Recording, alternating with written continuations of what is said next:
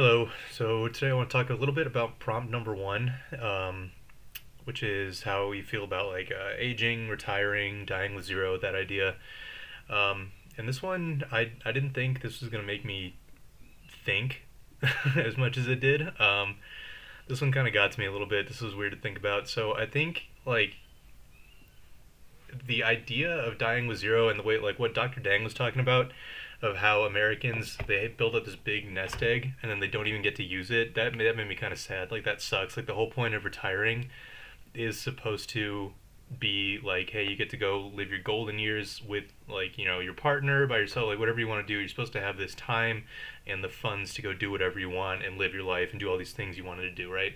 So the fact that so many people save up all this money and then don't even get to use it, that's a major bummer. That's awful.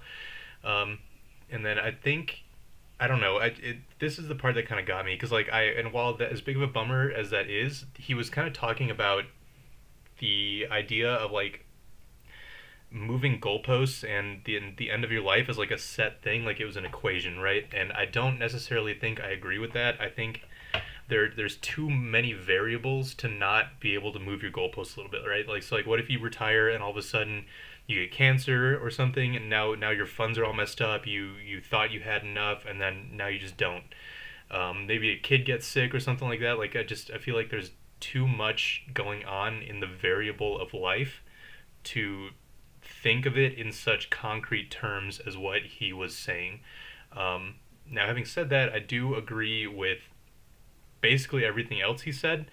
Um, and then when you look at the idea of how much is enough, I personally I think it's got to be enough to go live your dreams and then be able to coast afterwards, but also have enough left over in case something goes seriously wrong. Because if I'm retired with my wife and all of a sudden she gets sick, like my goalposts have now moved from going to live my dreams to making sure I can try and get as much time with her as possible, right?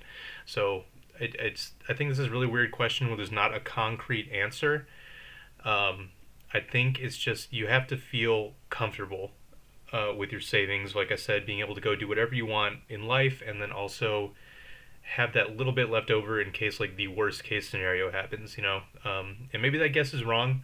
That's fine. It's not about being perfectly correct. It's just about having done enough to make you feel okay. You know, and I think that's a pretty decent way to think about it.